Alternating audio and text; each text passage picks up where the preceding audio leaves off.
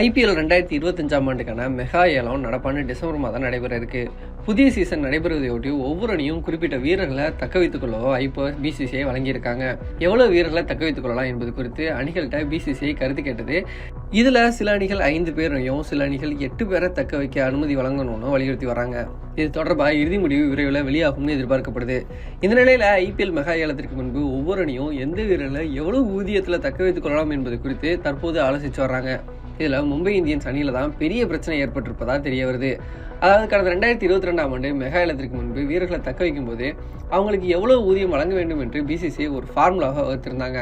அதாவது 4 வீரர்களை தக்க வைக்க விரும்பும் அணி முதல் வீரருக்கு 16 கோடியும், 2வது வீரருக்கு 12 கோடியும், 3வது வீரருக்கு 8 கோடியும், 4வது வீரருக்கு 6 கோடியும் வழங்க வேண்டும் என்ற விதி இருந்தது. அதன்படி மும்பை இந்தியன்ஸ் அணியில ஹர்திக் பாண்டியா முதல் வீரராக தக்க வைக்கப்பட வேண்டும்னா 16 கோடி அவருக்கு வழங்கப்பட வேண்டும்.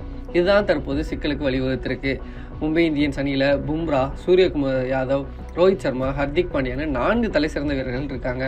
இதுல ஹர்திக் பாண்டியாவுக்கு 16 கோடி ரூபாய் கொடுத்துட்டு பும்ராவுக்கு 12 கோடி ரூபாய் கொடுக்க முடியாது.